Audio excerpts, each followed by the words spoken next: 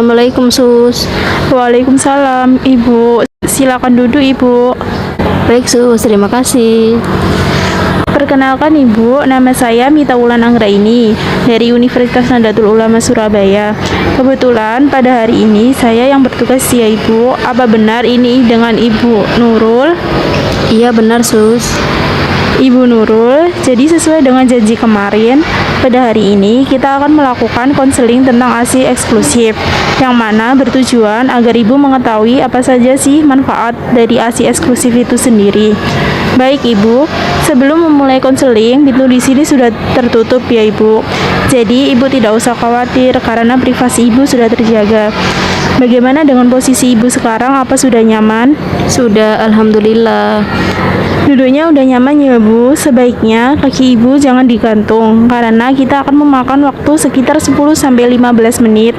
Sebelumnya apa Ibu bersedia? Ya, bersedia. Bisa kita mulai ya Ibu. Bismillahirrahmanirrahim. Sebelumnya tujuan Ibu kesini ada apa ya? Ingin lebih tahu tentang ASI eksklusif. Oh, Ibu ingin mengetahui tentang ASI eksklusif. Apakah sebelumnya Ibu sudah mendengar apa itu ASI eksklusif? Belum pernah. Belum pernah ya Ibu. Jadi di sini saya akan menjelaskan secara rinci apa saja tentang ASI eksklusif. Jadi Ibu, ASI eksklusif ini adalah pemberian air susu Ibu yang diberikan pada bayi dari usia 0 sampai 6 bulan tanpa tambahan cairan lain atau apapun, kecuali terdapat indikasi biasanya akan diberi obat sesuai dengan resep dokter. Apakah ada manfaat tertentu dari pemberian ASI eksklusif ini Sus?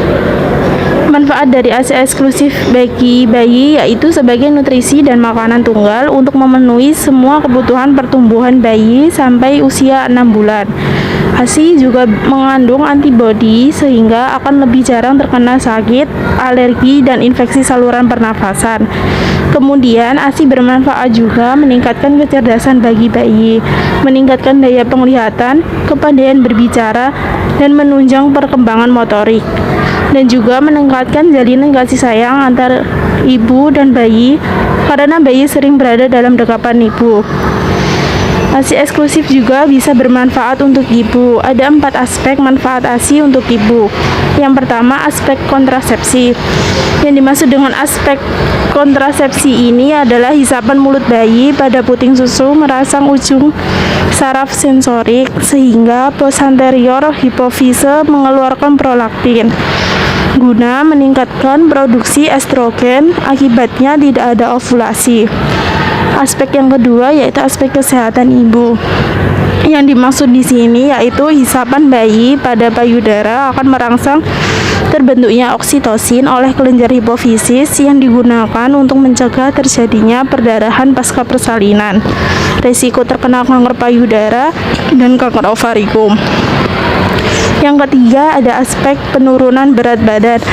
Dengan menyusui, tubuh akan menghasilkan ASI lebih banyak lagi sehingga timbunan lemak yang berfungsi sebagai cadangan tenaga akan terpakai. Dan yang terakhir ada aspek psikologis. Ibu akan merasa bangga dan diperlukan oleh bayi, dan rasa bangga ini yang dibutuhkan oleh semua manusia. Kemudian di sini saya juga akan menjelaskan apa saja sih jenis-jenis dari ASI eksklusif itu, biar ibu lebih tahu kenapa ASI yang dikeluarkan berbeda setiap waktunya. Jadi jenis ASI eksklusif sendiri ada 3. Yang pertama kolostrum ibu. Nah, untuk kolostrum ini sendiri dikeluarkan pada hari pertama sampai ketiga setelah bayi lahir. Untuk cairannya biasanya kental dan berwarna kekuningan ibu.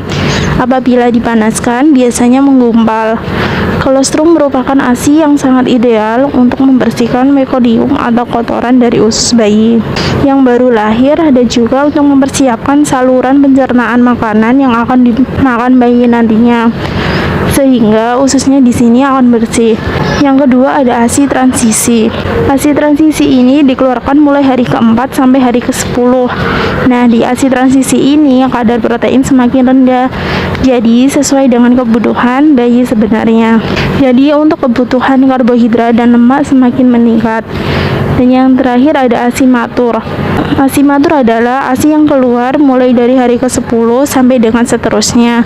Nah, perlu diketahui juga ASI matur di sini berwarna putih kekuningan. Kemudian apabila dipanaskan tidak menggumpal, Ibu. Kemudian di dalam ASI ini sendiri juga terdapat antibodi, yaitu kekebalan terhadap virus, infeksi dan membentuk hormon-hormon baik. Apa ada yang ingin ditanyakan, Ibu?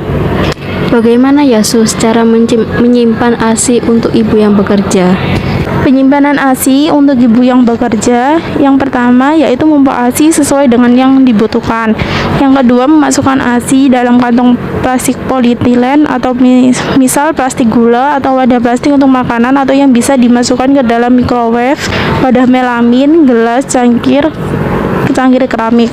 Yang ketiga, jangan masukkan ASI dalam gelas plastik, minuman, kemasan maupun plastik styrofoam. Yang keempat, beri tanggal dan jam pada masing-masing wadah. Yang kelima, dinginkan dalam kulkas, simpan sampai batas waktu yang diizinkan, kurang lebih 2 minggu. Nah, yang keenam, jika hendak dibekukan, masukkan dulu dalam refrigerator selama semalam, baru masukkan ke freezer. Gunakan sebelum batas yang diizinkan, kurang lebih 3-6 bulan. Oh iya, paham Sus. Terus bagaimana ya Sus untuk mengetahui kecukupan ASI pada bayi? Untuk mengetahui kecukupan ASI pada bayi, yaitu berat badan bayi waktu lahir telah tercapai sekurang-kurangnya akhir 2 minggu setelah lahir, dan selama itu tidak terjadi penurunan berat badan lebih 10%.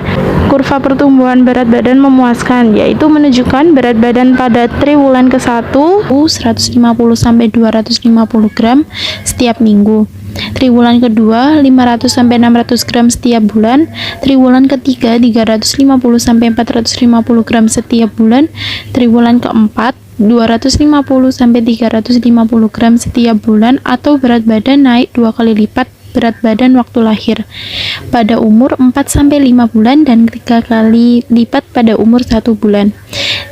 Yang ketiga, bayi lebih banyak ngompol sampai 6 kali atau lebih dalam sehari. Yang keempat, setiap kali menyusui, bayi menyusu dengan rakus, kemudian melemah dan tertidur. Yang kelima, payudara ibu terasa lunak setelah menyusui. Bagaimana Ibu? Apa ada yang ingin ditanyakan lagi? Alhamdulillah tidak ada Sus. Apa yang dijelaskan tadi sudah sangat jelas Sus. Baik Ibu, di sini saya ada leaflet yang mana nanti bisa membantu Ibu dalam proses pemberian ASI eksklusif pada bayi Ibu. Jika masih bingung, Ibu bisa menghubungi saya. Sus. Jika sudah tidak ada yang ditanyakan lagi, untuk konseling pada hari ini sudah selesai Ibu.